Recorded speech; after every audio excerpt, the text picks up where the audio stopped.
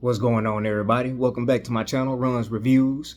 I'm back again with another 90s classic, Boys in the Hood. This is one of my all-time favorite movies. Money Talks is first, but I would say Boys in the Hood is in my top 3 as far as favorite movies go. But of course, it's a 90s classic, directed and produced by the late great John Singleton, who also went to USC, my favorite school. So, with that being said, if you like this channel, just like, subscribe, and sit back and enjoy. But we're gonna get right into this video. Let's go. So, without wasting any time, when the movie starts, you could hear gunshots like right away. It's like a drive-by shooting, and you can hear some gunshots, and all you hear at the end of the gunshots is "They killed my brother. It's like a young child saying, "They killed my brother. They killed my brother." So off the back, this is like we jumping right into the ride, right? Somebody's getting shot, and it's definitely like some violence going on. So it switches from the gunshots, and all you see is a stop sign that says stop. Of course, it just says stop. And that's what it shows, and it just zooms right into it. And later on, we can understand like why they showed that stop sign is actually a message that John was trying to send out to his viewers. And at the time, I don't think a lot of people really got that. But if in 2025, you definitely get it now. But now, we getting all the way back. We're going to rewind all the way back to 1984. We could see that it's some kids walking home from school, right? They walking down the sidewalk. And this is where we introduced to young Trey Styles, one of the stars of the movies. He's young in this part, and he's walking with his friends. And they're in South Central Los Angeles, which is, of course, like a, gang-infested, area of LA, if anybody know. So they're walking down the street, and off the back, like, they're not even talking about things that, kids you would think would be talking about. You know what I'm saying? But what they run into lets you know, like, how their life is going and, like, what they used to seeing around them. So they run into an area where it's a whole bunch of bullet holes, and just, you could tell it's a crime scene. It was a crime scene that's since been kind of cleaned up a little bit, somewhat. But they run into an area full of bullet holes, and they could see like an outline, and they could see the outline of a body where the police had chalked it off, right? They see the outline of it, and they could see the blood. They could see the blood from where the body was, and where it started. Even Trey Styles, the young Trey Styles, he lets his classmates, his friends that he walking home with, he lets them know off the back that that's the blood and how it looks when it separates from the hemoglobin in the plasma. So that's how it looks. So you could tell Trey is intelligent. He's an intelligent young man, but it's like, it's the things that kids should not be seeing, you know what I'm saying, at this age. So, but we could see that Trey is, on game to what's going on. So he explains, that whole thing, and, he's walking with a group of young females. And so they're grossed out by it, of course, but, you could tell they're used to it. You know what I'm saying? In a sense, it's like they done seen it so much that they done kind of got hardened to this. Like, it don't really faze them too much. But we keep going, and we could see that he is actually living with his mother. He's living with his mother, Reva. Her name is Reva in this movie, but she's actually played by Angela Bassett, the great Angela Bassett. Everybody know who Angela Bassett is. She played Tina Turner. She played a whole bunch of iconic roles, right? So he's living with Reva, his mother Reva, and we could see like kind of from Trey's demeanor that he's not a bad kid, but he gets into stuff, if that makes sense. He gets into things that gets him into trouble. He's not a bad kid. I wouldn't label him as a bad kid, but we could see that he has a little mischief into him. So anyways, we fast forward, and they show Trey in school. And off the back, we see it's a teacher, and the teacher is a white teacher. And she's giving out a lesson about Thanksgiving, and where, I guess she's saying, where do the pilgrims come from? I think everybody remember that. Like, where, And so Trey is he's basically still in the show in the class. You could call him maybe the class clown. He's definitely garnering like attention from his classmates, and he's the classmate that everybody kind of look forward to them making them laugh. You could tell that. So she's giving off a lecture, and next thing we know, he gets into it with another young boy in the classroom, and he starts a fight because it really started off like um the young boy was telling Trey that he gonna get his brother to shoot him in the face. And that just go to show you like what the kind of lifestyle these kids are living, you know what I'm saying, and what they used to seeing around them, gang infested neighborhoods. So, they talking about getting their big brothers to get their gun, they deuce, 22, and shoot them in the face and things like that. Like I said, once again, things that kids should not be going through, right? So he gets into it with this young guy and they get into a fight. That sends him back to his mother's house where he's basically getting, chewed out by his mother for getting in trouble in school. And she gets a call from the teacher that was giving off the lecture. And so the teacher is basically telling Reva, Trey's mother, that, he's a very intelligent, young man. And, she's asking, like, what's going on at home, trying to be, get into their background and trying to see where all this, this anger is coming from. Because obviously we could see, Trey has some pent up anger in him, that makes him kind of go off, like that. So, the teacher basically goes into Reva asking Reva, is there a father in the house? And of course, Reva, takes that as a, disrespect. Like, yes, the father is not living with them, but he has a father that's around. And, she tells him that, and she basically tells the teacher that Trey would not be returning to that school and would not be returning to that classroom. And so we could see it's finna be a transition going on. So Reva comes up with a contract that Trey signed that says that if he ever got into trouble again, that he was gonna go live with his father, Furious Styles, which is played by Lawrence Fishburne in this movie. And so, honoring that contract, he gets to go live with his father. And we are introduced to Furious Styles, Lawrence Fishburne. And we could tell off the back that Furious Styles, like his presence is a nonsense type of presence. Like he ain't putting up with all the games and, the foolishness. So he gets to go live with Furious Styles, which Furious lives in Crenshaw, which is another, inner part of LA. His mother lived in South Central. Both of them is don't get me wrong, both of them is rough parts of the neighborhood, rough parts of LA. So it's not really a difference in the surroundings, but it's a difference in who he's around every day. He's with his father now, you know what I'm saying? Which you expect to be some discipline, more discipline than it is with his mother naturally. So we could see that he pulls up to Furious's house, his dad's house, and he could see his kids. He could see his friends playing in the yard. He could see his friends playing in the neighborhood. So Trey is already feeling kind of comfortable in this neighborhood. He got his friends around, and it's to the point where he don't even want to acknowledge his father's presence at first. He just kind of going like, he's looking out the window and he just trying to look at his friends, and he recognizes his friends. He can't wait to get out the car and, play with them. And so, Furious, he basically tells Trey's mother, Reva, that, hey, I got him. I'm going to teach him everything he need to know.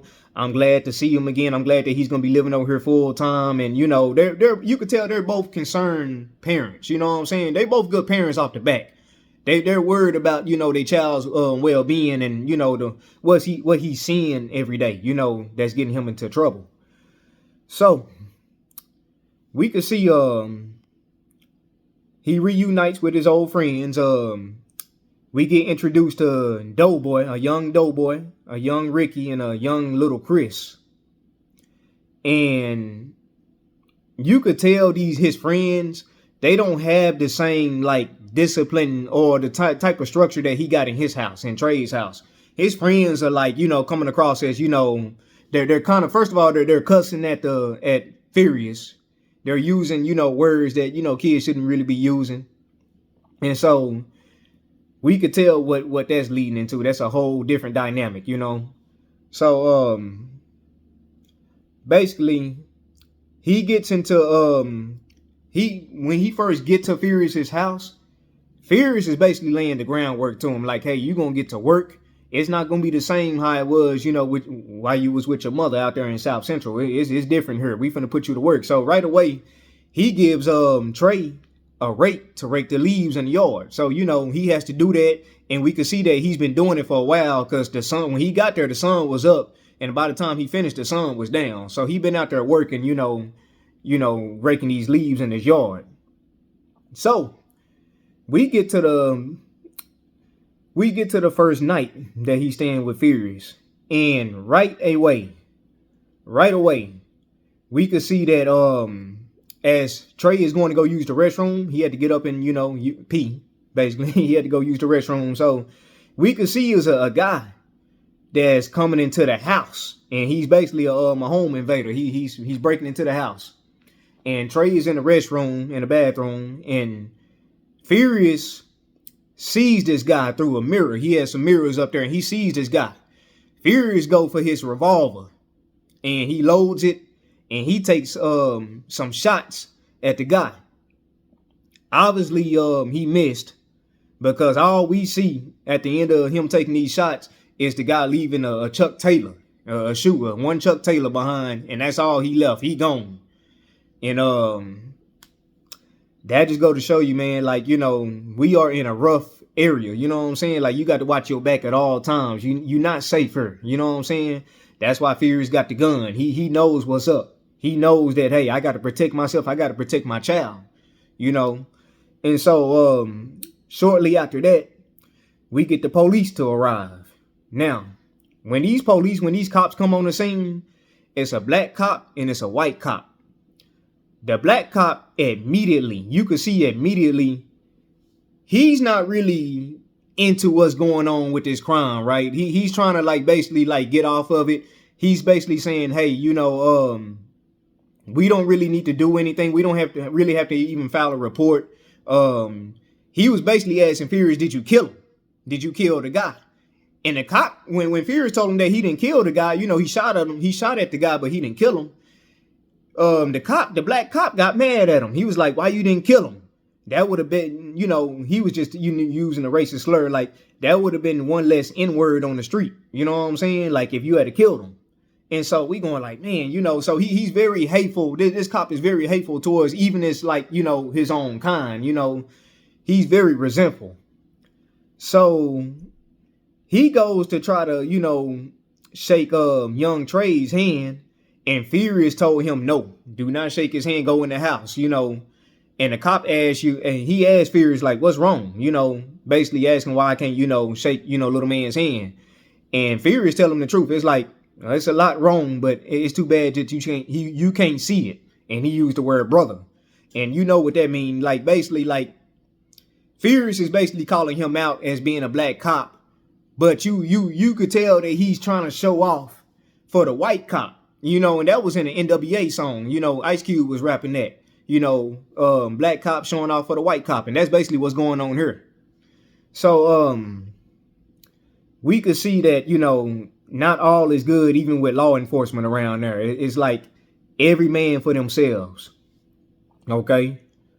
All right, so that happens with the shooting and the break-in. So we could see everybody found out about what happened, in the neighborhood, and basically the young doughboy, young Ricky and young little Chris come over, and they talking about what happened in Trey's house. And little Chris, one of Trey's friends that's right there, he says that he brings up the fact that his brother got a gun, because he was talking about the type of gun that Furious used to shoot the burglar. So little Chris was talking about, hey, my gun got my brother has a deuce, a 22. He left it for me before he went to jail. You know what I'm saying? Before he went off. And you going like, man, like, this young little man got a gun on, on deck. And it's like, that's just not good. You know what I'm saying? It's like, he probably barely even know how to use it. You know what I'm saying? But he got a gun that's capable of, killing somebody, taking a life. So that's where we at in here. Like, these kids are like, they're definitely a product of their environment. You know what I'm saying? Like, they're used to seeing like shootouts. They're used to seeing like drive-by shootings. And so they feel like they need a gun around. You know what I'm saying? That's how bad it is in this neighborhood. So that's when we get Trey, Doughboy, Ricky, and Little Chris. They go on a little walk. And so they run into along on a trail, they run into a dead body. And they covering up their nose because, of course, the smell is bad and, it's a dead body. So, of course, it's going to be like that. They covering up their nose, and soon after that, they're meted by like a gang of young men, you know what I'm saying? Young guys in the street. And they're just walking around, and they notices, the four boys up there, looking at the body. One of the guys out of the group of the gang says like, hey, what are y'all doing? Basically trying to tell him, hey, don't mess with that body.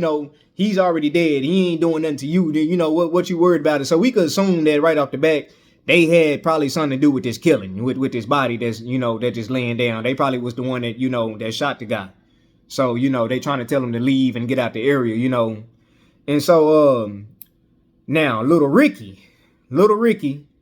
we could see that he's wearing a jersey. He's wearing like a practice jersey. Like, if you familiar like with practice jerseys, it's like it just have a number, and it's shorter. It's shorter than your regular game jersey. It's like it comes like not all the way down. And so he's wearing like a practice jersey type. So we could tell that like he's into sports, right? And he also has a football in his hand. So one of the guys, well, actually, it was the main guy out of the group of the, I guess the young men. The main guy asked for Ricky's football. And he was just telling them like, hey, can I see the ball? I'm not going to steal it. And he pulls out a wad of cash, right? Like this big, this thick, a wad of cash. He pulls out a wad of cash, and he tells him like, hey, I got enough to buy me a whole bunch of balls. I'm not going to steal this ball. And so Ricky gives him the ball reluctantly. He gives him the ball. And even now Ricky and Doughboy, they're brothers. Ricky and Doughboy are brothers.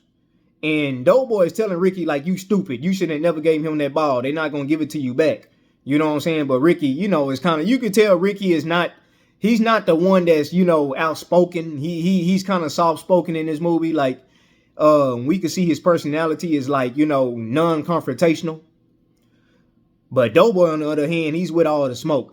Doughboy is like, hey, we ain't finna have that. You know what I'm saying? This is your ball. You ain't got no business giving it to these guys. All they want to do is steal it and play with it. So, we can see the guys playing catch with Ricky's football. And we can see that Ricky is wanting the ball back, of course. And the guy do not want to give the ball back. The guy don't want to give the ball back to Ricky. And so Doughboy immediately stands up for Ricky. He goes over there and confront the guy, and he actually, kicks him in the leg. Now, that earned him a slap in the face. That earned Doughboy a slap in the face. The guy actually slapped him and slapped him down on the ground.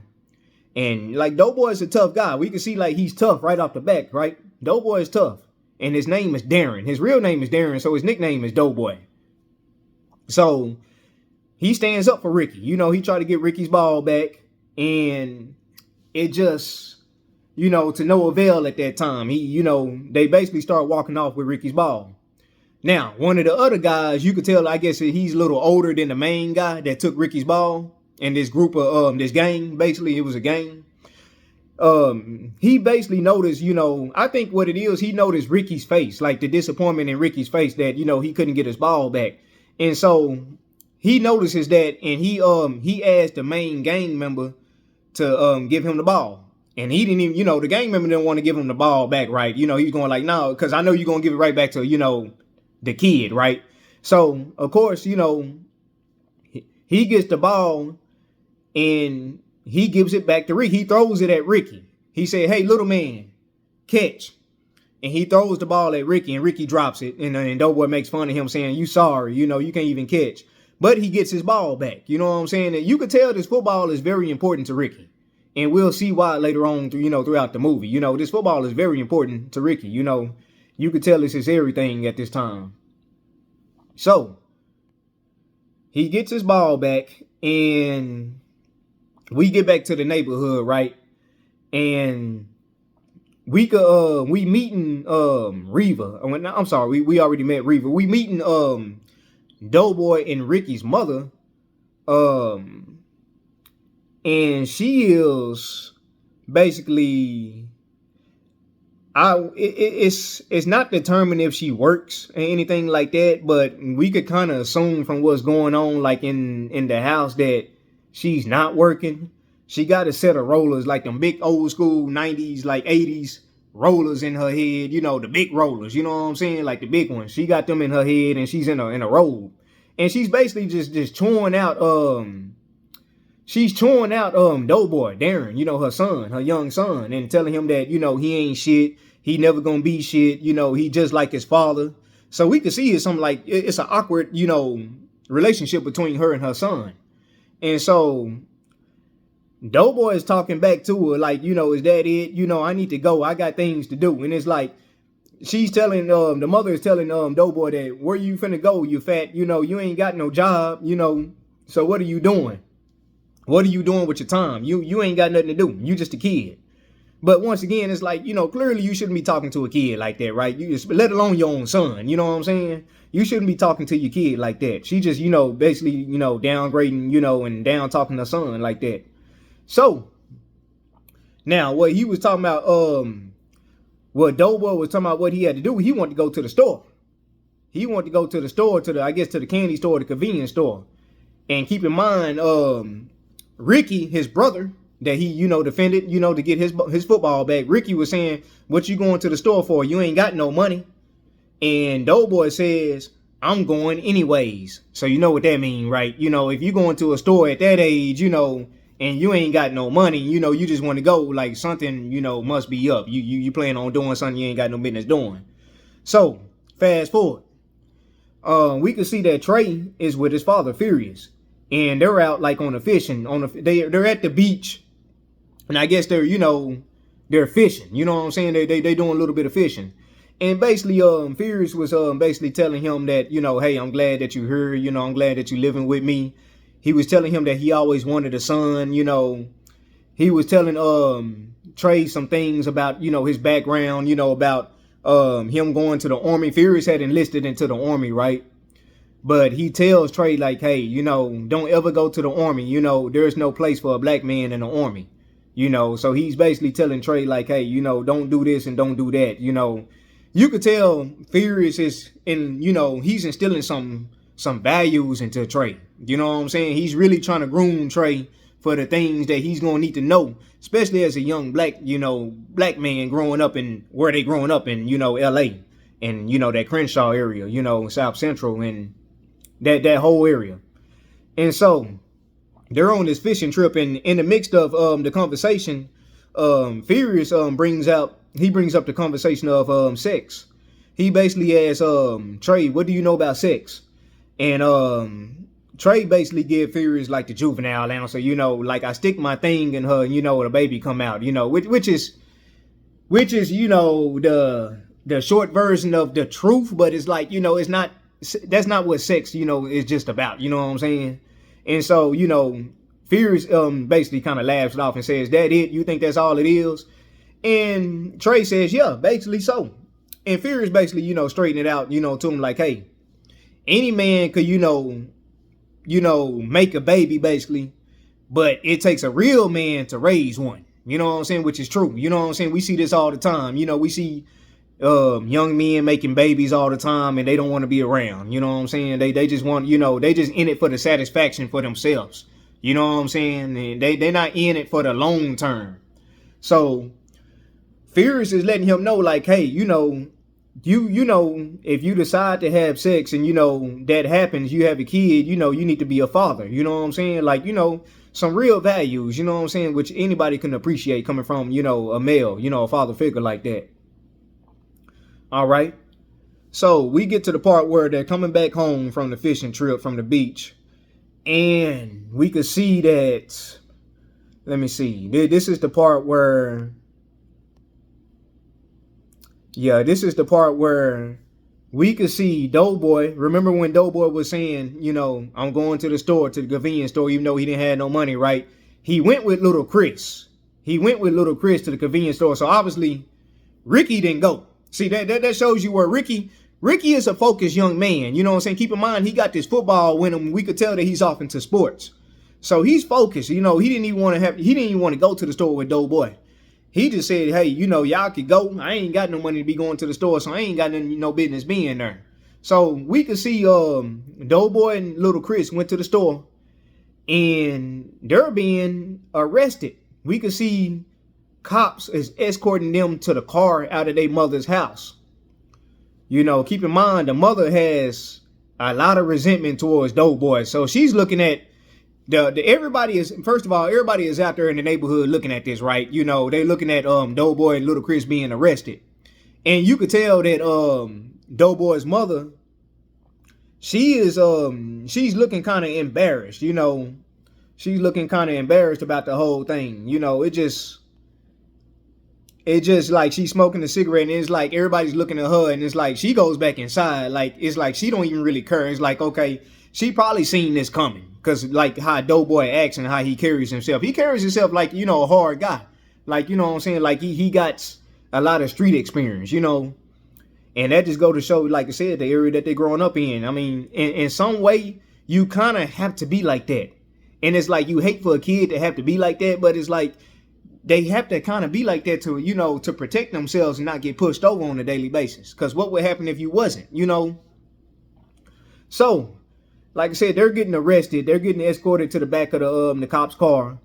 And we can see that Furious gets out the car, and he's disappointed. He hangs his head low, and he's just disappointed. Like, wow, these kids are, they ain't even probably 10 years old and they're going to jail. You know what I'm saying? For shoplifting. Basically what it was. Keep in mind, they didn't have no money. So that's basically what they was going to do. They were shoplifting. So they're getting taken away in the back of this car, in the back of the cop car. And that's what we see. That's the last of that scene, and they're getting taken off. Now, after that, the film, we're going into the later part of 1991. So we're fast forwarding about from 1984 to 1991. So we fast forward a little bit. We in another decade and everything.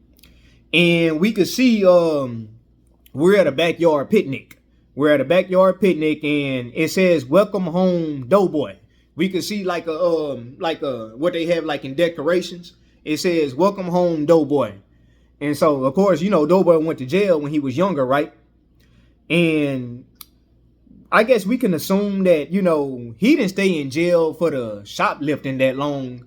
But since then, he done went to jail for like numerous and other crimes. You know what I'm saying? So he's getting out in 1991. And it's basically a backyard picnic, that's welcoming him home, And, we trying to keep Doughboy on the right path. We trying to keep him, his mother, Doughboy's mother, threw him this party basically to like kind of give him a, get him into good spirits, give him a party to let him know that everybody cares about him. We happy to see you home. We just don't want to see you get into any more trouble, So this is what this party is all about. So, we can see now a older Doughboy, Darren. We could see an older Doughboy there. He's playing dominoes at the table. And we could see some other guys there. It's a guy with a pacifier. His name is Dookie. And we could see some another guy, a big guy in stature. His name is Monster. So he's playing and then we see little Chris. Now little Chris is now in a wheelchair.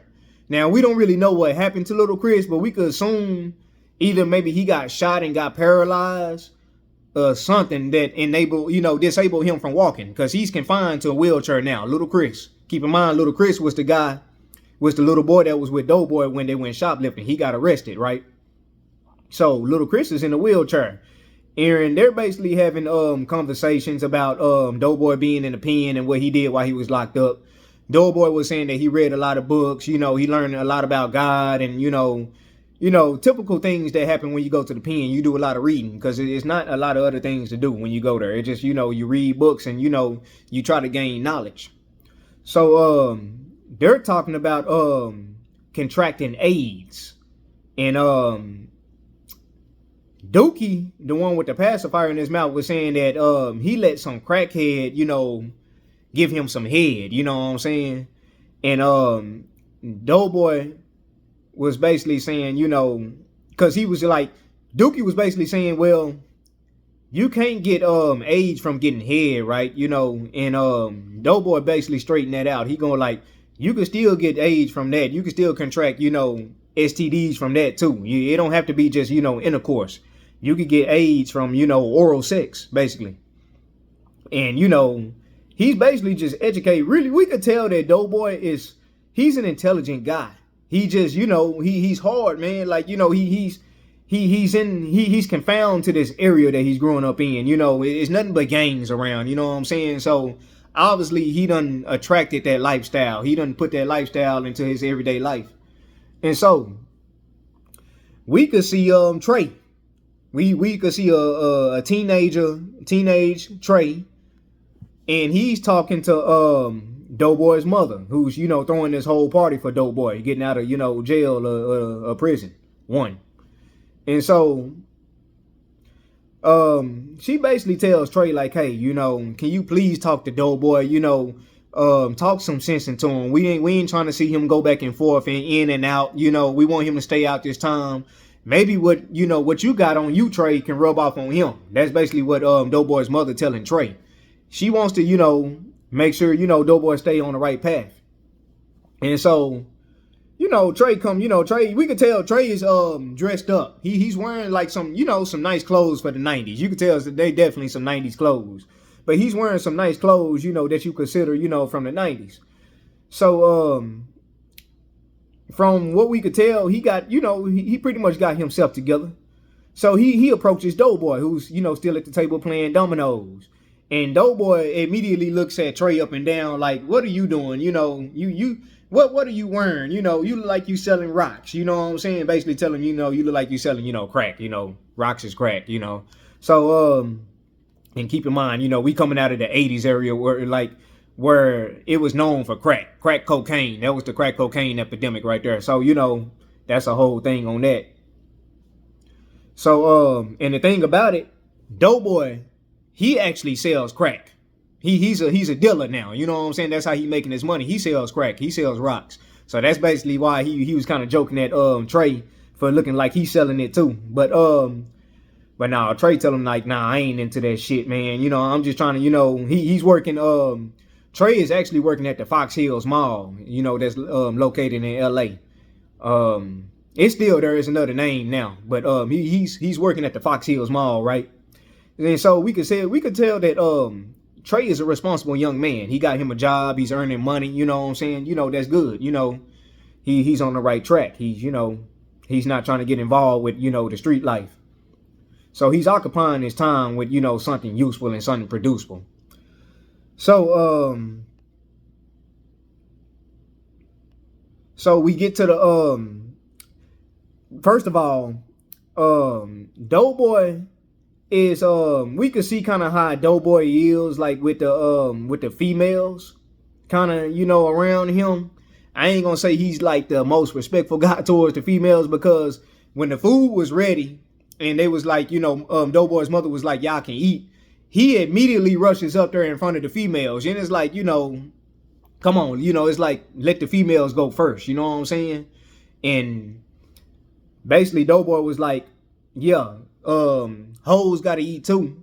And basically, the female was like, I ain't no hoe. And then he was like, well, I'm sorry, bitch. He basically, just calling them, just disrespecting the females that was around there. And so Trey, we could see that he has a love interest, right? He lays his eyes on Brandy, which is played by Nia Long in this movie. He lays his eyes on Brandy and he approaches, well, actually, he stands back and he didn't really want to approach Brandy at first because he was trying to play it cool, so to speak. He was trying to play it cool. And so Ricky is approaching him. You know, keep in mind, Ricky, we seen him with the football when he was younger wearing the jersey. He approaches his Trey and tell him like, hey, and now Ricky, now this is the thing with Ricky. Ricky now has a son. Ricky has a son and he has a baby mama that actually stays in the house with them. You know, stays in the house with him and his mother. So she's staying at home with them with his son. So Ricky has a baby. And he's telling Trey, like, why won't you approach Brandy? You know, your girl. You know, why you don't want to approach her? And he's basically, you know, Trey's just giving a run around like, hey, I'm trying to be smooth, you know, and basically trying to run, you know, game or whatever, you know, and just trying to be, you know, just trying to be like not too quick with it. You know what I'm saying? I guess he's trying to, you know, make Brandy, you know, want it more and, you know, trying to play this, you know, just this cool guy role. So, he finally approaches his Brandy and he's basically like just talking to Brandy, like, you know, Brandy asked him like, why you haven't called, and Trey is telling him, you know, that, you know, just Trey just trying to be too cool. You know what I'm saying? Like, we could tell it's kind of a interesting dynamic between him and Brandy. Now, really what it is, Brandy is Catholic. We learned that she's Catholic, right? And you know, Trey is a young guy. He wants to have sex, you know what I'm saying, basically with his girl, you know, and that's against Brandy's morals, you know, her being Catholic. She wants to get married first. And so I think that's where kind of the tension is coming in between, you know, Trey and Brandy. It's kind of like, you know, a little sexual tension, like, you know, maybe frustration that, you know, he can't really get to it because that's what she desires. She wants to get married first. You know, you can't blame her, you know, at that age. She's sticking to her morals. And so, we have that whole dynamic going on between Trey and Brandy. So we can see, like I said, he has a love interest. And so, and excuse me, Al, I'm kind of going over my notes here just to make sure I ain't really getting off track here. But and so, like I said, we're still at the backyard barbecue, and basically, let me see here.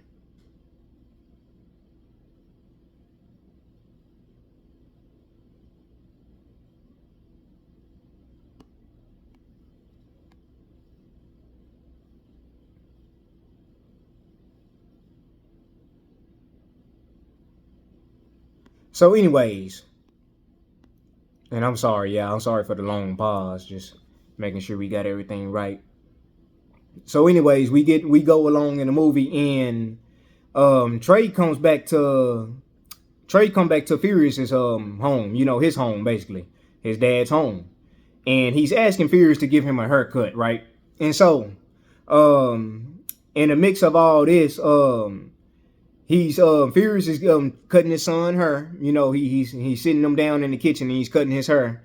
And so the conversation of, you know, are you, you know, basically Furious asks him, you know, are you having sex? You know what I'm saying? Like, you know, are you getting some? And we could see that Trey, like, you could tell when somebody's lying, right? You know, we could tell, you know, that somebody, you know, is lying about what they doing, because when Furious asks him this question, like, are you having sex? Trey immediately answers like, yeah, you know, yeah, I'm having sex, you know, I'm getting it in, you know. And matter of fact, he goes into this whole story of that he had went to a girl's house and the mother had left to go to church. And so that was his opportunity to go in there, you know, and have sex with this girl.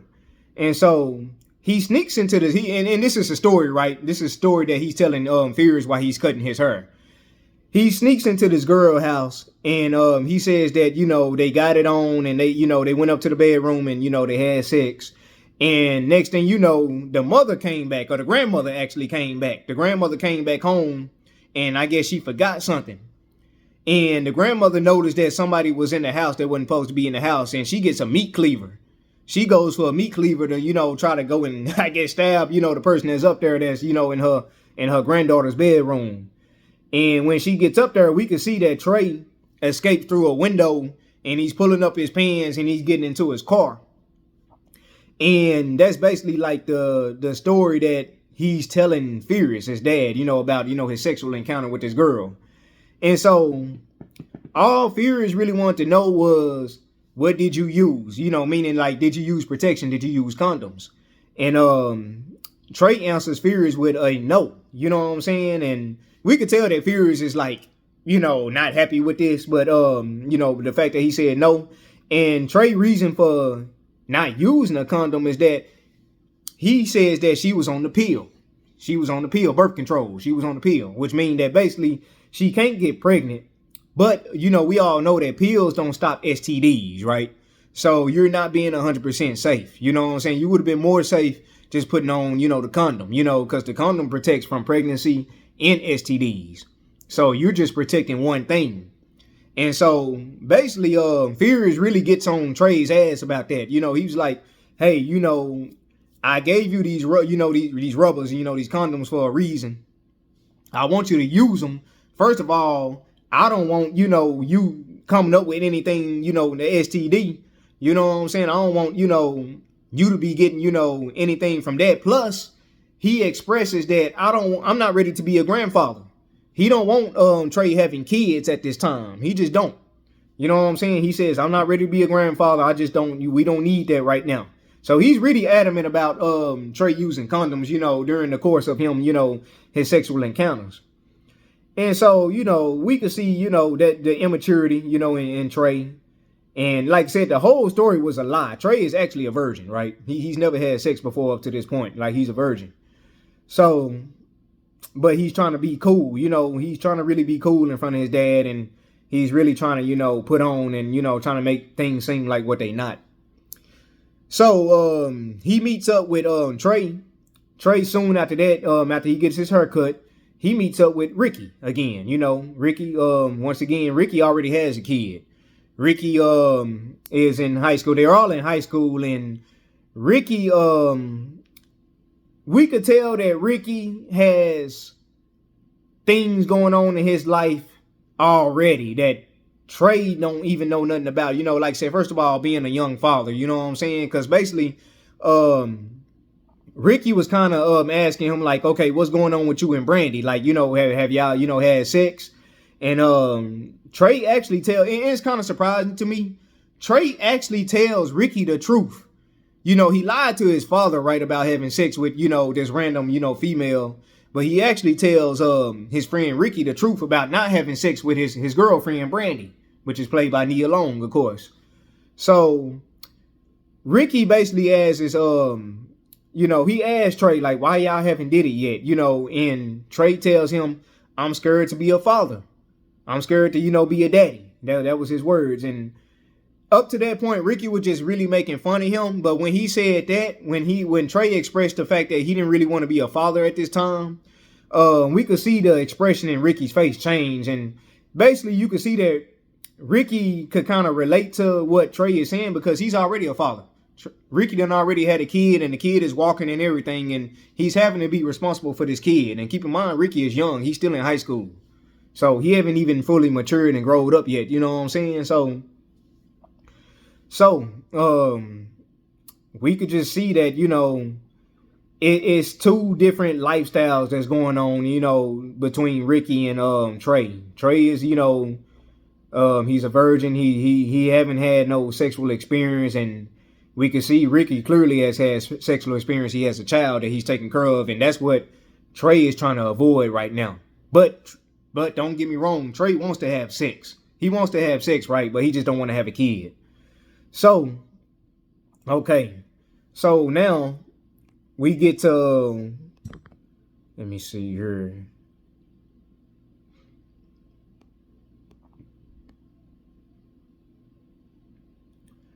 So now we get to the part where, let me see.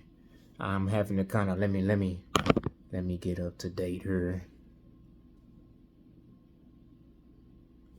And like I said, once again, I'm sorry, y'all. I should have had this I should have had this ready to go where it was all in order, because I'm looking at it and it's kind of like it's not really going in order. But I know the movie, but I just want to make sure I'm staying on track as far as like, what we're talking about here. So,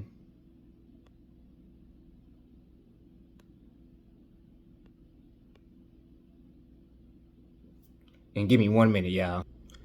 Okay, y'all, back at it. Like I said, just had to kind of, refresh myself on these notes. But we left off where Trey and Ricky was in the car and they was talking about, the whole relationship between Trey and Brandy and them not having sex, and like I said, Ricky already being experienced, right? And so they're going to school. And Ricky is basically going to football practice. And see, that's why Ricky was always carrying the football when he was younger, right? Because he's really trying to be an athlete. He's really trying to get a scholarship into USC. Once again, USC, my favorite school. Love USC. Fight on. You know what I'm saying? All the time. Fight on. But he's a athlete and he's a running back. He's trying to get into a scholarship into USC. And so he's going to football practice. And we could see that Trey and Brandy is still talking. Brandy is still basically putting off Trey as far as sex go. She likes Trey, but she just don't want to have sex yet. And, Trey is trying to put all this pressure on her to do it. And it's like, Brandy is standing her ground on that, because of her Catholic values. So, we go through all that. And what was not mentioned, what I forgot to mention, during the course of that whole, right after the backyard barbecue, when Trey was heading back to Fury's house to get his haircut, he ran into a red car. That had 3 guys inside. And there are 3 gang members, and obviously they bloods, right? We know what's going on in LA and, Los Angeles, South Central, all that. They're bloods, right? They're in a red car. They're wearing like a Bulls hat, where they're wearing red, so one of the guys in the back, they was in a Hyundai Excel. You know what I'm saying? I don't think nobody really remember that classic car, but they was in a Hyundai Excel, a red Hyundai Excel. And one of the guys in the back seat, while Trey was actually crossing the street to go back to his father's house with a barbecue plate, he pulls down the window and he has a sawed-off shotgun. And he points it right at Trey. And Trey, Trey stood his ground. You know what I'm saying? You could tell Trey was, a little scared, but he stood his ground. He wasn't running. He didn't, they just pointed the shotgun at him and called him a mark and drove off. You know what I'm saying? So we could see the gang, the tension, that's brewing in these neighborhoods, right? It's like, this is what you got to deal with on a daily basis. You can't even cross the street without having a gun pointed at you. So that happens to Trey. And so after we get through the whole thing with Trey and Ricky and they whole talking, Brandy talking to Trey about not having sex yet and how she want to wait till she get married. That night, Doughboy and his partners, his gang, because right now, Doughboy's a Crip. Right? He's in the gang. He's a Crip. And he's with Dookie that has the pacifier in his mouth, and he's with Monster and Chris, who's, little Chris, he's in the wheelchair. But they're hanging out on the porch. And, keep in mind, Ricky wants to really get the scholarship to USC. This is what he's all about right now. He's even considered because keep in mind, Ricky has a child. So he has to have something in plan and in place to be able to take care of his family. He also has a girl that he's married to.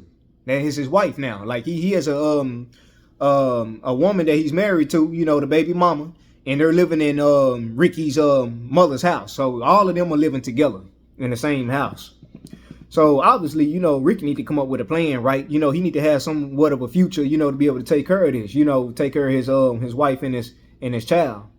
So, we could see that it was an Army commercial came on, be all you can be. And remember when the talk that Trey and Furious had, he was telling, Trey, don't ever go to the Army. It's not a place for a black man in the Army. And so we could see that Ricky is looking at this commercial and going like, this might be an option for me. You know what I'm saying? So, we could see that the pressure of, having kids and just being in that situation at a young age make you think about things, outside the box that you probably normally wouldn't even think about. I guarantee if Ricky didn't already had his kid, he probably wouldn't be thinking about going to the army. But that crosses his mind because he see this info commercial about going to the army. So but anyways, getting back to Doughboy and his gang, they're hanging out on the porch, and we could see a car pulls up. We could see a guy that's pulling up, and it's actually a recruiter or admissions representative from USC. And he's there to talk to Ricky about, getting a scholarship and, inside USC. Once again, USC is a top college and, not only like in California, but just in the world. You know what I'm saying? It's one of the top colleges in the world. So obviously, if Ricky could get a scholarship, if he could get a scholarship to get inside USC, he pretty much got his future set, right? He could get to the NFL and he could make money, enough money to take care of his child and his wife. And so we get to the USC recruiter. His name is Lewis Crump.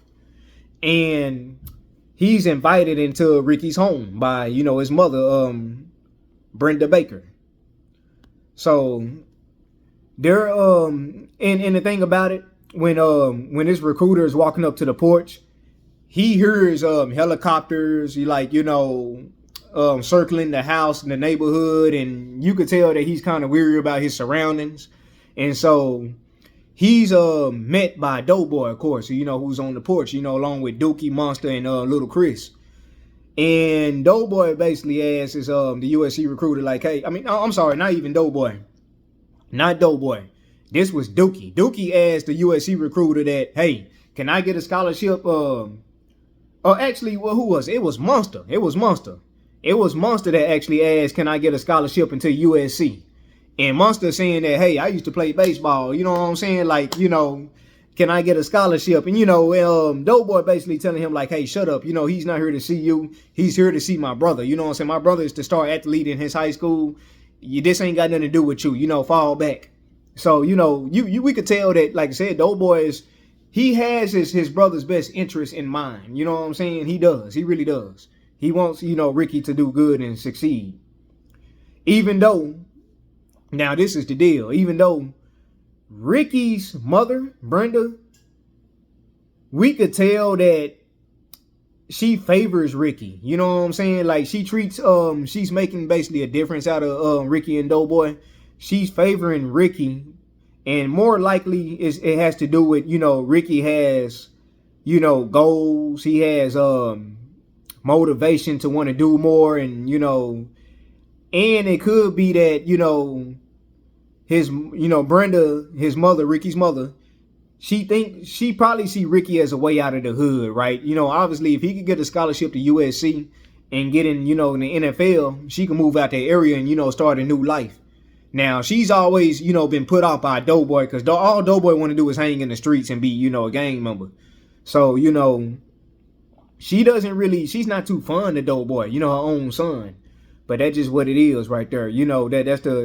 That's the difference that she done made in between the kids. So, she invites the recruiter into the house, and offer him something to drink. He declines, and Ricky goes to show the recruiter his football tape, his highlights, And so in the mix of all that, basically what the recruiter was telling Ricky was like, hey, you might want to have a plan B because it's not a guarantee that you can get into the NFL. The NFL is very hard to get into, and a lot of people don't make it. You might want to have a major to fall back on while you go to USC. Don't just be relying on, just the football aspect of it. Have something that you actually want to study, which makes sense. He's saying the right thing to Ricky. So,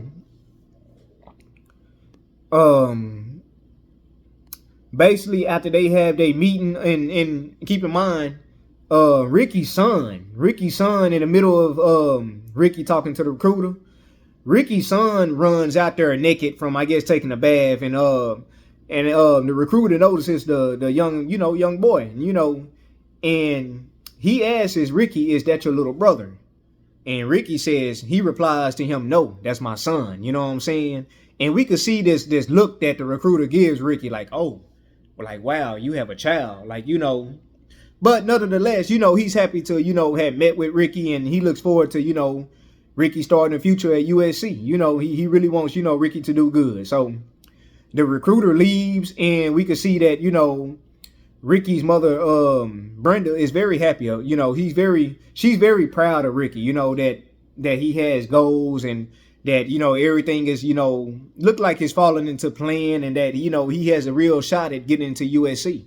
So, she cries about it, and, a proud mother, just happy for her son. So, now, a few days later, Ricky and Trey, they have to take their SAT exam. They have to take the SAT.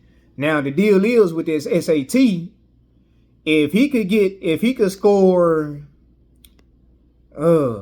somebody could correct me on this, but I believe if he scores 700, I believe that's all he need to actually get into USC. And so obviously this test is important. It's a SAT. Everybody done been there. During high school when you get ready, to try to go to college, you have to take the SAT. So this is an important test for Ricky. Him and Trey goes up there to take it. They go to the school to take it. And we can see in the course of them taking the test, Ricky is kind of distracted. He's not really focused. And we can see Trey is taking the test, and he's looking at Ricky, and he's going like, hey, Rick, concentrate on this test, man. You got a lot at stake. This could be your future. You could get into USC and, live the life that you want to live and take care of your family. So, Ricky gets back on task. He gets back on task and he finishes the test. And we can see them, going through that, and, they leave the testing site. After they leave the testing site, they walk down, or actually they drive down to Furious's office, Trey's father's. Furious is basically like a financial advisor, and he helps people get into homes, so that's basically what Furious does in his career. So they drove to his office. When we talking about Trey and Ricky, they drive to his office, and Furious says, he basically asked him like, hey, how you think you did on the test? And they're saying like good, they're kind of following each other, and yeah, it's kind of like they just saying good, and it's like, and he basically let them know like, hey, that test is like, it's not really made for, for us, meaning, black people. It's basically, he just kind of give them a rundown on like, a lot of people that take that test, it's not very good chances that, people succeed after that. It's not a guarantee, but, he wants to encourage them, we can tell that Furious is trying to keep it as real as possible, with them, about everything, with just life, in general. And so what he does, after they get through talking in his office and, they going over the test and the SAT, what he decides to do is, he takes Ricky and Trey to the city of Compton. Everybody knows Compton, right? NWA, you know what I'm saying? Like, Compton is, rough neighborhood, you know what I'm saying? At that time, really gang infested, you know what I'm saying? Like, you have to watch your back at all times in Compton. And so basically what he's doing, he's showing Trey and Ricky a large billboard that says cash for your home. And Furious basically tells them the process of gentrification, where the property value of the rundown neighborhoods is reduced with the effect of forcing out the poor residents and then raising the property value to attract newer, higher income residents. So basically what they're trying to do is like run down the value so they could get it cheap, build it back up, and then have, like a higher class to move into that neighborhood and basically just revitalize the whole neighborhood. But it's basically forcing like the people that was there out because they could no longer afford it, right? If they raise the value of the neighborhood, that forces the people that was already there barely making it out. And so, it's messed up for the people that's already there. But he's going over gentrification with Trey and Ricky.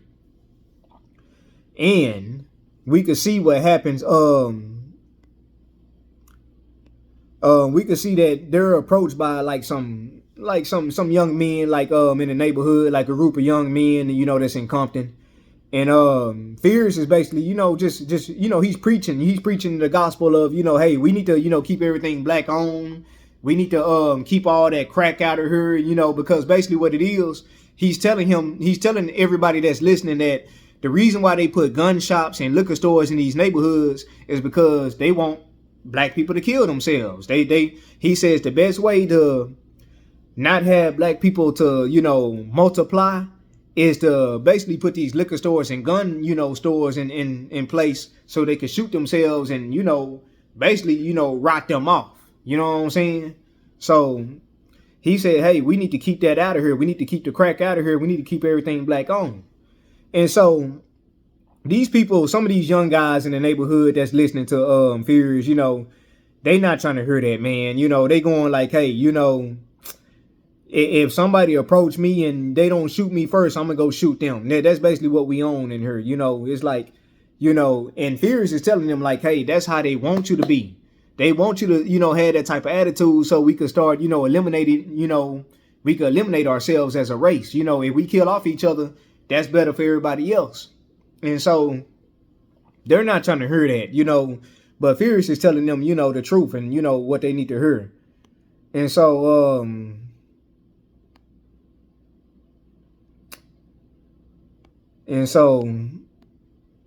give me 1 minute, y'all. All right, we back. So, fast forward. Trey and Ricky, they're together. They're still together, and what they're finna go meet up with Doughboy and his partners. Excuse me. They finna go meet up with Doughboys and his partners after on Crenshaw. And what it is, they having like a car meet, like, you know, where everybody show off their cars. And, you know, they do this all the time on Crenshaw. They just park on the side on the street and everybody basically just hanging out in their car. You know, everybody got they 6'4" and everything like that. And they just hanging out, man. So they arrive at this car meet, and while in the mix of them being there, immediately we could see some conflict. We see this guy that walked past is Ricky while he's standing outside the car. He's standing outside Doughboy's car, right? And they talking to Doughboy, Dookie, Monster, Little Chris, and Doughboy's girlfriend, which is played by Regina King. They're all in the car. And they're just talking about, Doughboy's basically giving them kind of like the rundown of like, you know, the things that he learned in the pen. And he was like, you know, what would happen if God was a female, and if God was a female, that, you know, we wouldn't, you know, have all these, you know, shootings and killings going around here, because he's basically saying that's not in the female's nature. And, you know, they're kind of looking at him like he don't really know what he's talking about, of course, because, you know, what we've always been told, of course, that, you know, God is a male, of course, in the Bible. So, like I said, you know, we run into some conflict. It's a guy that runs into Ricky. He bumps, clearly like he's not trying to avoid Ricky. He's walking past Ricky, right? And he's not trying to avoid Ricky. He runs right into Ricky. And he kind of shoves him. And Ricky asks him like, hey, man, like, what's your problem? You know what I'm saying? And the guy that ran into him is the same guy that was driving the Hyundai XL, the red Hyundai XL, right? That the guy had pointed the shotgun in the back seat at Trey at. It's the same guy that was driving the car. So he bumps into Ricky. And Ricky asks him like, hey, what's your problem? And this guy name is Ferris. Ferris, actually. His name is Ferris. We learned his name is Ferris. And that sparks a conflict between Doughboy and his group. Because keep in mind, Doughboy is a Crip, and he with his Crip homeboys, and the guy that bumped into Ricky is a Blood. You know, Ferris and his group is a Bloods. You know, they all wearing red, they wearing Bulls hats, they're Bloods, right? And so he said, hey, is there a problem? Like, Doughboy gets out of the car, and he comes to, and keep in mind, this is what I love. Like, Doughboy, despite the differences that their mother is making between them, where it's like Doughboy gets treated, you know, different than Ricky do, he still have his brother back, right? He loves his brother. He always have his brother back. And so he got out the car. And Doughboy lifts his shirt, and he has a gun. Doughboy has a gun in his waistband. And he has, Ferris and, the group, is there a problem here? You know what I'm saying? There a problem. You know what I'm saying? I got my gun. I'm ready to go. Is there a problem?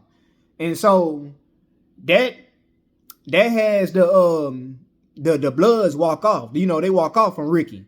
And next thing we know, Ferris pulls out a MAC-10 and he just starts shooting in the air. He just starts shooting in the air and everybody scrambles. Everybody gets out of there. They get back in their car, including Doughboy and his group. Everybody just leaves the area. It basically, scares everybody off. And that was, we could see clearly that was his plan. That was Ferris' plan, was to just scare everybody off. He wasn't shooting at nobody. He was just shooting in the air. But like I said, it was enough to clear the area. So that happens with that. And as everybody is getting away, Trey is basically upset, right? Trey is really sick of this. He's sick of the whole, everybody trying to act tough and hard, and he's sick of everybody always trying to pull out a gun and trying to, threaten somebody to basically be threatened with their life. You know what I'm saying? Because keep in mind, like I said, early in the movie, the guy pulled a shotgun out on Trey. So it's like Trey just sick of it, man. You could tell that, he wants to really get out of LA. He has plans to do better and, get out of the neighborhood and change his life, and be in a better situation. So, next thing we know, Ricky and Trey is together and they're driving home and they get pulled over. And Lord but no, it's the same cops from the beginning of the movie. Remember when they had the break-in or the burglar? Like, the burglar was basically forcing himself inside of Trey's home and Furious' home. And Furious took out his revolver and shot at him. And them cops showed up. We're back at, at the same cops is pulling them over, all these years later. It's the black cop and the white cop. And so,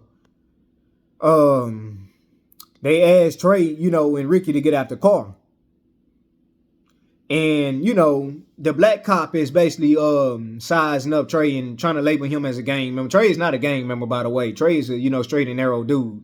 He's not a gang member, but the black cop is basically trying to label Trey as a Crip, talking about, well, you must be with them rolling 60s, or, it's like, he's not a gang member. You know what I'm saying? Trey is like actually a good dude. You know what I'm saying? He just caught up in, the surroundings, that's, he knows, about everything that's going on, right? Like, Doughboy is a Crip and he's basically like associated with these people, but he's not a gang member himself. So this damn black cop, bro, this damn self-hating black cop, that's basically, using the N-word and everything else. He pulls out a gun on Trey and pulls it up to his throat and basically saying, I could blow your brains out right now. And, I could kill you right now if I wanted to. I got that type of power to do it. And nobody would care about you. Nobody would miss you, right? And he's doing all this in front of the white cop. And the white cop is just looking at the black cop and going like, he's kind of going like, wow, you really doing this? Like, what is your problem? And Trey started crying. We could see some tears coming down Trey's face. He started crying. You know what I'm saying?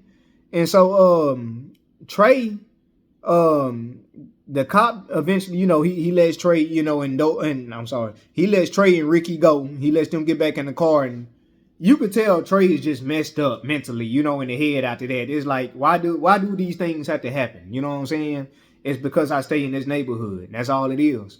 It just basically when him having to, just living in this neighborhood. It's just what you have to go through sometime. So we fast forward after that. After that happens, after they get pulled over, Trey goes to Brandy's house. And Trey is just distraught. He's breaking down, crying in front of Brandy. He's leaning on Brandy and he's crying, right? He goes into a little rage where he started punching in the air, and it's like, it's a helicopter. They hear a helicopter outside and he just sick of it. Trey just kind of loses it. It's like, he said, I am sick of it. He just started punching the air, and it's like, I wish I could get all of y'all, come on, I just wish I could get everybody, that's in front of me. He just sick of it. You can understand where Trey is coming from, because Trey is not, he's not about that life, right? Trey wants to do good. He don't want to be, in the gang. He don't want to sell drugs. He don't want to do none of that, bro. He want to go to college just like Ricky do, really. You know, not on a, athletic scholarship, but he wants to go to college. They took the SAT. So, in the mix of all that, him crying in his girlfriend's arms, Brandy's arms, and after all that, this is where Brandy finally breaks down, and they actually have sex for the first time. So Trey and Brandy have sex, and Trey loses his virginity. Like, he finally got it in with Brandy. So we see that happen, and we could say that she might have felt sorry and really felt bad for Trey, because she could see that Trey was upset. A lot was bothering Trey, after going through what he went through with the cops. So we get to the next day, and Ricky is at home. And we could see that his girlfriend, his baby mama, keep in mind, Ricky is a father, and he got his girlfriend or his wife staying in the house with him, in his mother's house. And basically, his girlfriend asked him to go to the store and get some cornmeal because she's frying fish. She's cooking him some dinner. And so I don't know why Ricky had this attitude of not wanting to go to the damn store and get the damn cornmeal, because it's like, bro, like, she's cooking for you. You know what I'm saying? She don't have to do this. You could cook for your damn self if you really wanted to. But he has this attitude of not really wanting to go. And so he asks his Doughboy to go, which is his brother, of course, the Crip. Doughboy is outside, with his gang members, with Dookie and Little Chris and Monster. And just out of nowhere, he just asked Doughboy to go to the store and get the cornmeal. And Doughboy tells him, like, hey, she didn't ask me to go to the store. She asked you to go to the store and get the cornmeal. You know what I'm saying? So why don't you go get it? And that leads into a fist fight between the two, between Doughboy and his brother Ricky. And soon, immediately after that fight goes down, their mother comes out there. Brenda comes out there and stops the fight. But who do she defends? She defends Ricky, and she slaps Doughboy. She slaps Doughboy off of Ricky. She's trying to protect Ricky from Doughboy. And that sparks, the conflict between Doughboy and his mother, and going like, hey, what you slapped me for? We both was fighting, but you slapped me. You didn't even try to, get him off of me. And Doughboy's friends, his gang, he's basically they noticed the same thing. Like, why did she slap you? Why did she just slap you? And it's like, like I said, she's clearly making a difference out of, Ricky and Doughboy. She is not on Doughboy's side whatsoever. But it's kind of funny that, she still allows Doughboy to stay in the house, right? It's like you would think she would probably kick Doughboy out, but she still allows Doughboy to stay in the house despite their relationship. So, anyways, after they get into that fight, Ricky and Trey decides to go to the store and get this cornmeal, right? And so, in the mix of them walking to the convenience store, Ricky was basically expressing his interest about, joining the army and the commercial that he's seen on TV. And Trey is trying to talk him out of it, like, hey, do not go to the army. My dad always said there's not a place for a black man in the army. Don't waste your time going there, And Ricky's not trying to hear it. You know what I'm saying? Ricky going like, hey, I got a kid to take care of. I ain't, if this scholarship don't come through, I got to do something for my kid. I got to do something. And so, when they're returning, they go get the cornmeal. And when they return from the store, they spot the car. They spot the Hyundai XL, the red Hyundai XL. That damn Hyundai XL is back. They spot this Hyundai XL, right? And it's Ferris and, his gang members, the Bloods, they're together. But this time, remember when they had the conflict at, on Crenshaw, at the car meet? Ferris, obviously, he didn't forget about that. You know what I'm saying? He bumped into Ricky. Keep in mind now, Ferris started this. He bumped into Ricky, and all Ricky did was like, hey, what's your problem? Like, Ricky didn't start throwing no hands or nothing like that, but, it's just one of them things where it's like he didn't let it go. at that time. Ferris did not let this go. And so now, um, like I said, they spot the car. They spot the car. And what it is now is that they trying to chase Trey and Ricky through some alleys. They're walking like through some, like a back way. We can see them going through an alley, right? And they're kind of chasing, they done spotted, Trey and Ricky walking. And now the red car is just following them and kind of, got the lead on them. And next thing we know, they catch up to Ricky. And we see the same guy that pulled out the shotgun on Trey. It's a sawed-off shotgun. He pulls the gun through the window and he spots Ricky and he pulls the gun on Ricky. Ricky got his back turned towards the car, right? And before Ricky could even turn around good, because Ricky was actually scratching off some scratch off tickets for the lotto. And he was drinking some milk, just trying to train and get big, for football, drinking milk, trying to get big. So next thing we know, the guy in the back with the shotgun, like I said, the same guy that pointed the shotgun at Trey early in the movie, he points it at Ricky, and Ricky turns around, but it's too late. Ricky starts running in a straight line, and the guy shoots Ricky. He shoots Ricky twice. And we can see, like, the first shot goes right through Ricky, and then the second shot was the one that took Ricky down. And so they drive off. And immediately Trey, he drops his, whatever he had in his hand, he rushes to Ricky. And Ricky is just, Ricky's dead, man. Ricky's bloody. He's not, he's not responding. He's gone. Ricky is gone. And, one of the saddest parts of the movie, because, Ricky had just got through taking the test, and, we know Ricky had goals. He's trying to, make a better life for himself and his family. He was one of the few people in, that just really had the aspirations to really make it far. So there goes everything right there, down the drain as far as like Ricky and, his career, and his future go. So,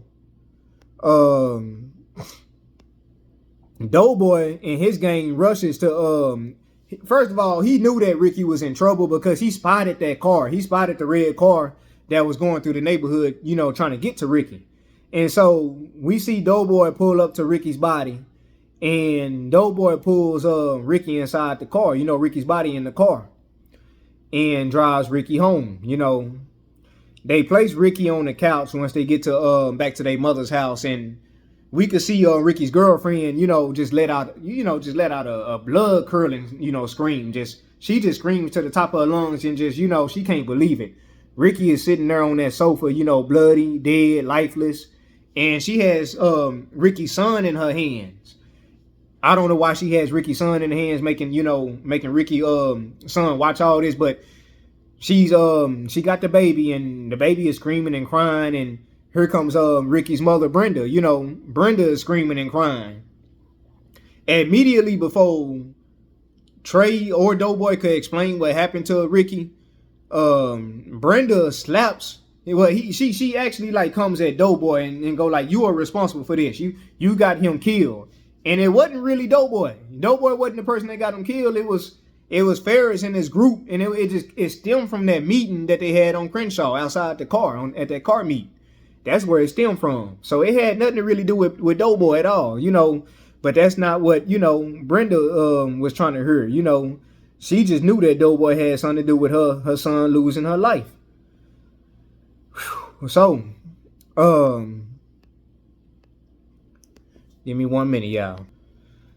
So after that happens, and they take Ricky's body back to the house, and everybody, discovers, everybody in the neighborhood is out right now. They're outside, and they wondering what's going outside, Ricky's home. And the word quickly spreads around, the neighborhood that Ricky, was shot, and we could see Trey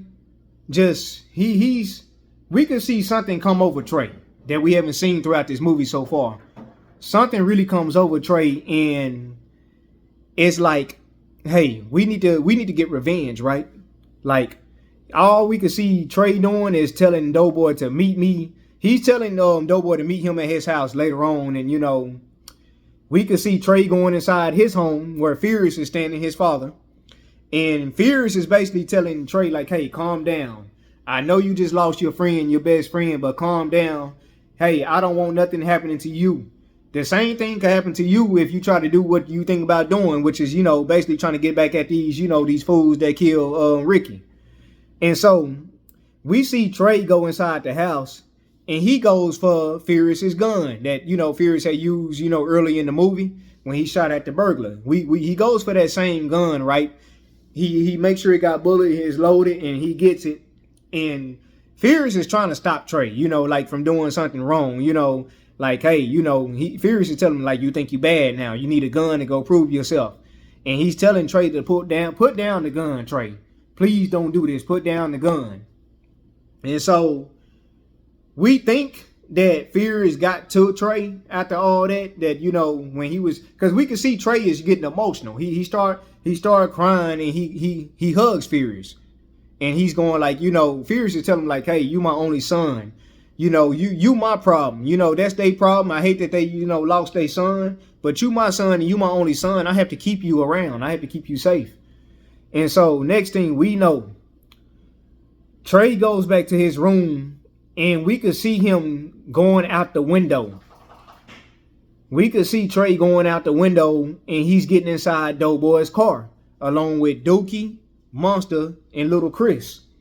So we know what time it is, right? They finna go get at Ferris and his homeboys. And so we rolling through the neighborhood in LA, and we getting everything set up really for revenge, right? We just, trying to find these guys. We trying to find Ferris and his group. And we get a during the course of that ride, they're all in the car, and Trey's in the back seat of this car. We can see that it's a lot on Trey's mind, right? He's riding in the car with, these gangsters. Clearly, Trey is not about this life. He's not no gang member, but he cares about Ricky so much that he's willing to even throw his life away to avenge, Ricky's death. So he basically get to the point where he asks his Doughboy to let him out the car. You know what I'm saying? He says, Doe, let me out. And at first, Doughboy kind of give him this look like, are you serious? Like, let you out? And, Trey says it again, like, hey, let me out. And Doughboy realizing that, hey, Trey ain't about this life. This ain't really, this ain't Trey speed right here. This ain't what Trey do. He lets Trey out the car. And we could see Trey, getting dropped off like at a bus stop. All right. And so Trey is, we leave Trey right there. And so we got Doughboy, Monster in the back seat, and we got Dookie. And keep in mind, I don't even think Little Chris wasn't actually in the car with them. It was just Doughboy driving. It was Monster in the back seat, and it was Dookie in a passenger and riding shotgun with Doughboy. So we get to the point where Ferris is eating, they at like a restaurant, like it looked like a Fat Burger or something like that. You know what I'm saying? Like it looked like that type of restaurant. They outside eating, and they eating, they food, and they basically coming up with plans on what, Ferris and them was just talking, talking about, coming up with plans on what they gonna do, later on that night and stuff like that. And so we see Doughboy's car approach the parking lot, and where Ferris and his group of the Bloods are, where they eating at, and so they spot him. You know what I'm saying? It's time for it to go down. They spot him. Doughboy cuts off his lights to the car, and we can see Monster in the back seat getting his AK. He got an AK-47. We can see him putting in the magazine. He's basically loading the magazine up, and he's putting the magazine into the AK.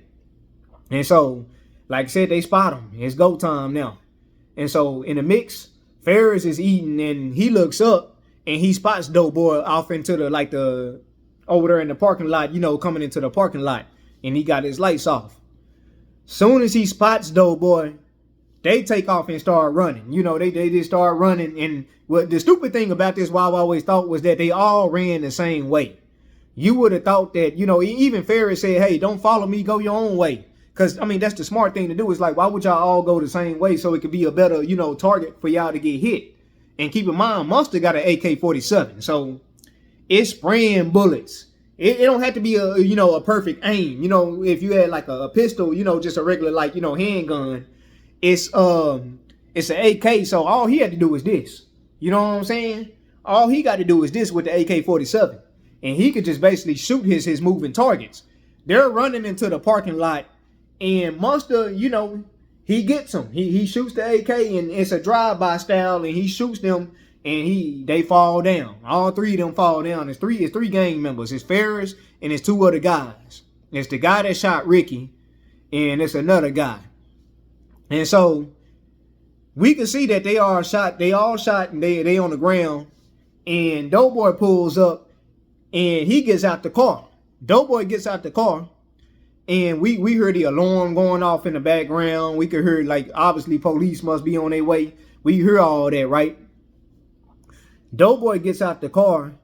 He shoots the guy that shot Ricky dead, because he was still moving, trying to, he was still alive, but he was, wounded. He was basically almost out. But he puts the finishing touches on the guy that shot Ricky. He shoots him, and then he approaches Ferris, the head honcho of the gang. And so he kicks Ferris, and he tells Ferris to roll over. Ferris is basically giving out his last cry, like, hey, I didn't shoot Ricky, I didn't shoot your brother, which he didn't, but it's still, you orchestrated it, bro. Like, you're not innocent in this thing. You orchestrated the whole thing. You was behind this whole thing. And so Doughboy, he shoots Ferris. He gave Ferris the fatal shot, and he shoots Ferris. And we could see Doughboy kind of has this expression in his face. As he shoots Ferris dead, we could see Doughboy has this expression in his face like, oh, we could see that it's like something, I done did this now. It's going to be it's a cause and effect to everything. We know that Doughboy is thinking like it's going to be somebody that's going to try to come back after me now. You know what I'm saying? So they get their revenge. They get their revenge for Ricky's death. They killed, the gang, and that's it. That's it for them. So we get to the next morning. Right? Basically, Doughboy Trey is sitting outside his house, outside of, Furious's home. And Doughboy approaches him. Doughboy, we can see Doughboy is coming across the street. Look like he sold a little bit of crack to a guy that was, that was in the neighborhood. And he approaches his Trey in his home. And so they're sitting outside the porch. And Doughboy, Trey basically asked Doughboy, like, hey, did y'all get him? Did y'all take care of them? Doughboy didn't really answer, but we could tell from Doughboy's expression that, of course we got him, And so Doughboy was just basically telling Trey he don't know how he feel about it. He know it's going to be somebody that's going to come back and try to smoke him and try to kill him too. It's just a matter of time, you know what I'm saying?